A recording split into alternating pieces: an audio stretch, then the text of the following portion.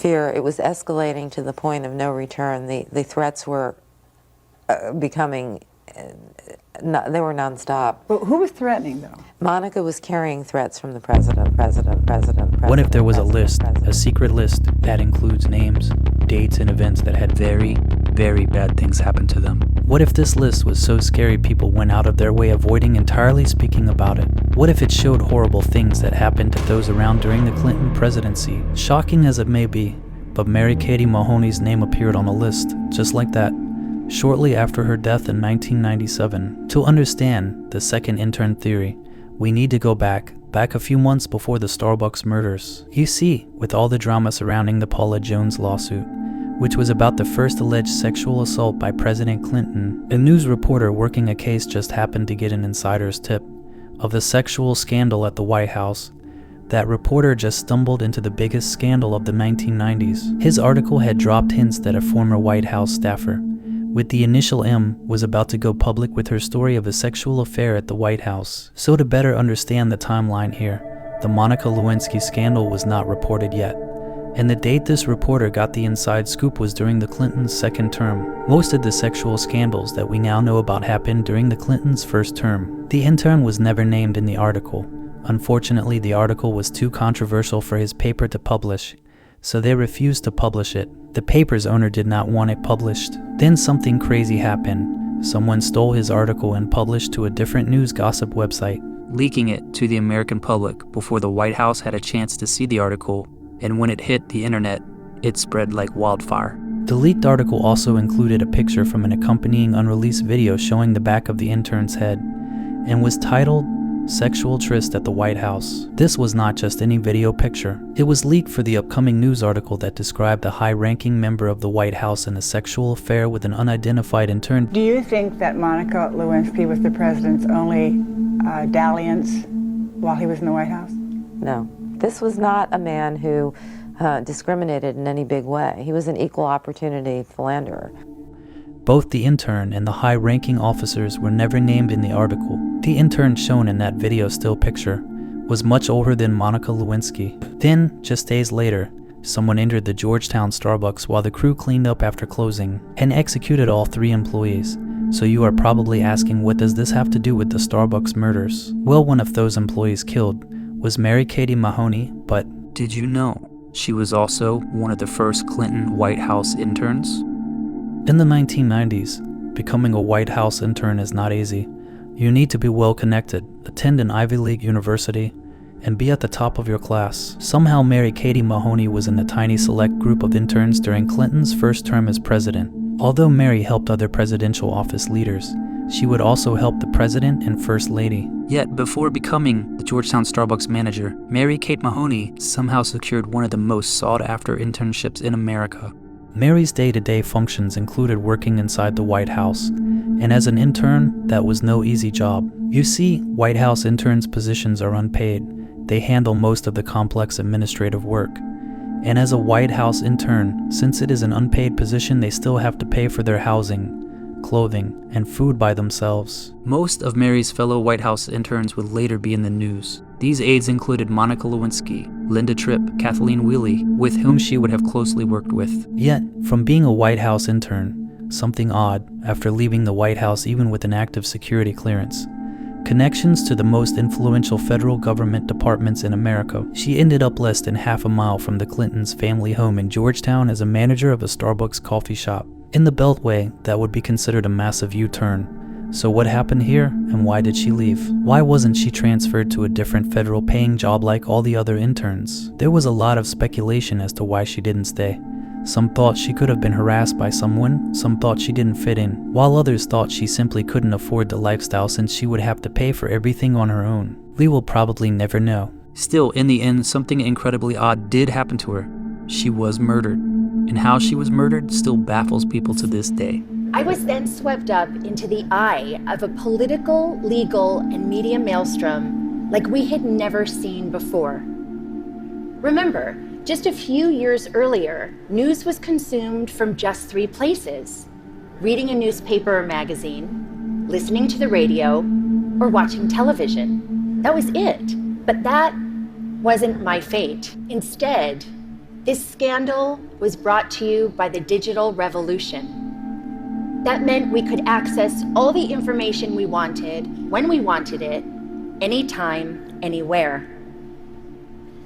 And when the story broke in January 1998, it broke online. It was the first time the traditional news was usurped by the internet for a major news story. A click that reverberated around the world.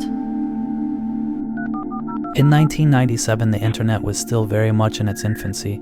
During those days, word spread quickly. People used news boards, email groups, newsreaders, and personal web pages long before our more sophisticated social media. The secret list was passed around. Since the article had leaked and there was a killing of a Whitehouse intern, many theories started to travel around the internet. The whole situation was spinning out of control. The list we mentioned at the beginning of this video went on to describe the Second Intern Theory as follows. The list claimed she was killed for knowing something. What she knew was not clear. The list described that a hit squad entered the coffee shop by simply walking from across the street from the secret park. The list claims the men flattened her tire outside to prevent her from driving away, then went into the store and overpowered the 3 employees, then locked all the doors, grabbed all the videotapes, then lined up everyone and executed them all with different guns using silencers. Then, they ran into the night back into the secret park. The list claims the event happened so quickly. The list says that the co-workers were just innocent bystanders, and their names were never entered on the list. The list claimed the leaked story to the gossip website is what got her killed. The assumption is since the unknown intern was never named in the news article, someone higher up assumed it was her and sent a team to hush her. However, knowing what we now know in history with intern sexual scandals, the list theorizes that since her name also had an M, possibly someone higher up got the wrong M and hushed the wrong intern as collateral damage. And I opened the door, and before I left out, he put his hand on it for a few moments, and he said, "You're a smart girl, let's keep this between ourselves." Now that was a threat. Or, you know, It's kind of it was a threat. It's an, Don't yeah. tell nobody, or you know what you're going to get. You're smart. Don't do it. I mean, that was a threat. Which is why they refer to her on the list as the second intern. This is all an urban legend, gossip, and never confirmed. If we just look at the strange twist of case facts with the Starbucks murders, others pointed out that the facts of the case still don't make sense to this day. For example, there really was no known motive for the killing. Cooper's explanation doesn't explain everything.